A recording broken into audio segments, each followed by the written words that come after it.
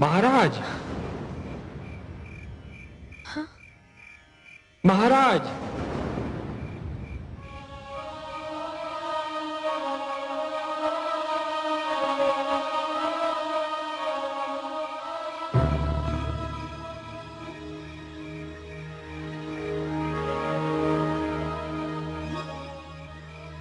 इसका आकार तो इतनी शीघ्रता से बढ़ रहा है कि मैं आश्चर्यचकित रह गया हूं। मैंने किसी मत्स्य को एक ही रात्रि में इस प्रकार बढ़ते नहीं देखा है।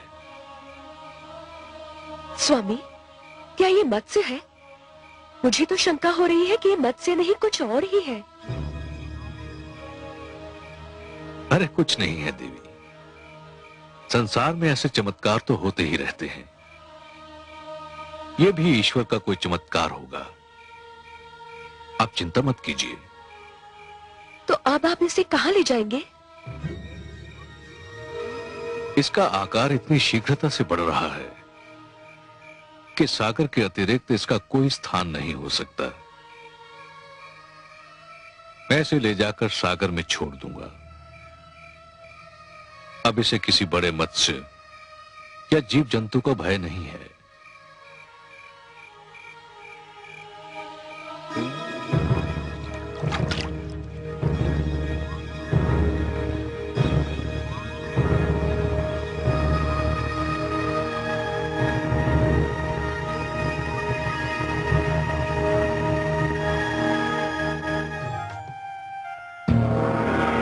नारायण नारायण। प्रणाम पिताश्री, बारंबार प्रणाम। आयुष्मान भव। आओ पुत्र, उचित समय पर आए तुम। तुम्हें ज्ञात है सृष्टि में क्या होने वाला है? हां पिताश्री, मुझे ज्ञात है कि सृष्टि में क्या होने वाला है, और मुझे यह भी ज्ञात है कि सृष्टि में जो होने वाला है वो आपके ही परामर्श का परिणाम है। तुम सत्य कहते हो पुत्र, परंतु सृष्टि के प्रति मेरे मन में प्रेम भी तो है। स्वाभाविक है पिताश्री, नितांत स्वाभाविक है। आप सृष्टि के रचयिता हैं, सृष्टि आपकी रचना है, और रचयिता का अपनी रचना से प्रेम होना स्वाभाविक है। फिर मेरी चिंता भी तो स्वाभाविक है। पिताश्री, आपकी चिंता स्वाभाविक है, किंतु पिताश्री धरती का विनाश नहीं हो रहा है। धरती केवल जलमग्न हो रही है, और वह भी इसलिए कि वह स्वच्छ हो जाए। पिताश्री, हर युग में धरती को स्वयं अपने आप को स्वच्छ करना होगा। पट्टी पर जब कोई नया लेख लिखा जाता है तो पुराने लेख को पोंछना ही पड़ता है। सूर्य का प्रकाश समेटने के लिए आकाश को चांद तारों की चादर लपेटनी ही पड़ती है।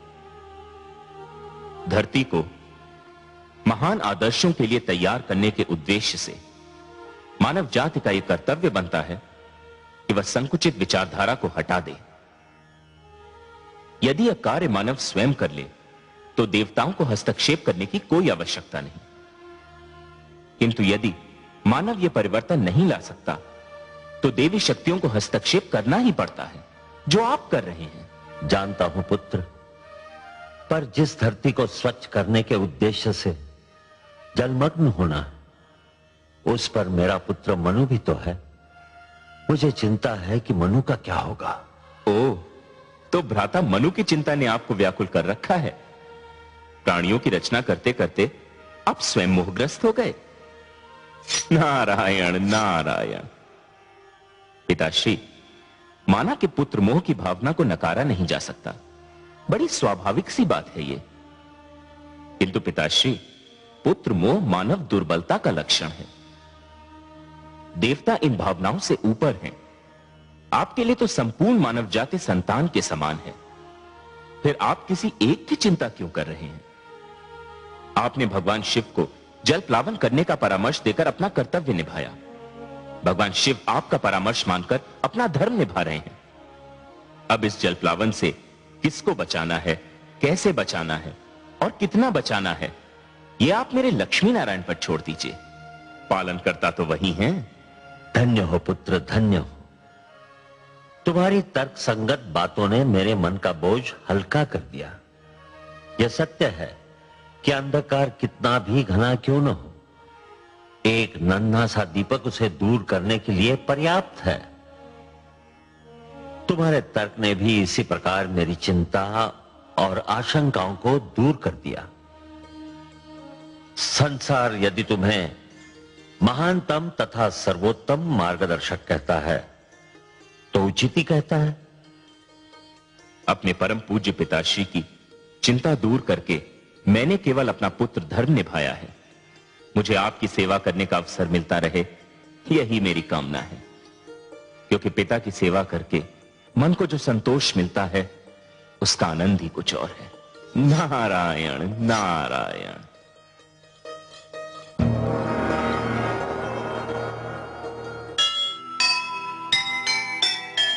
अपना धर्म निभाइए, ममता से मुख मोड़।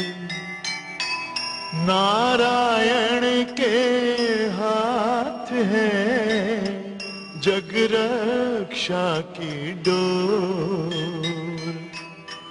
चिंता मुक्त हुए पिता, ज्ञानी का सुन ज्ञान। नारद जैसे पुत्र पर क्यों न करे अभिमान, क्यों न करे अभिमान।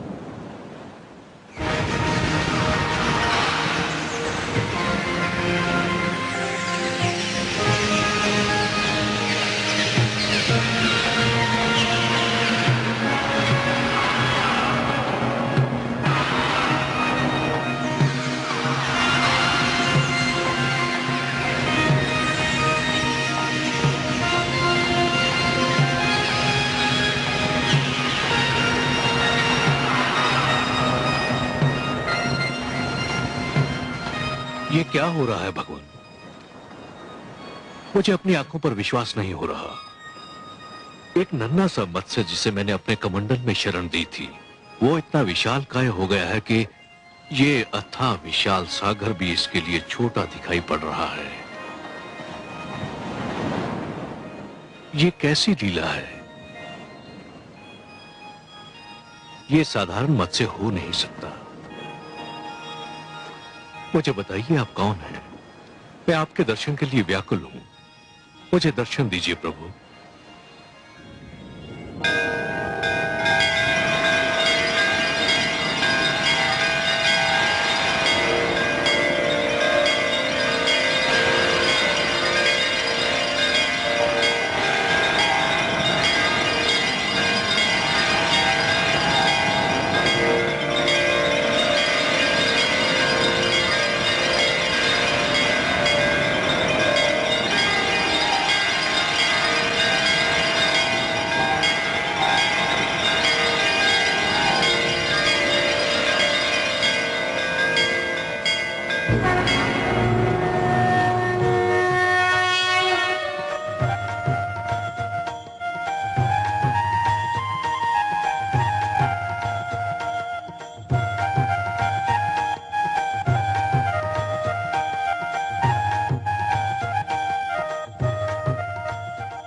भगवान आप,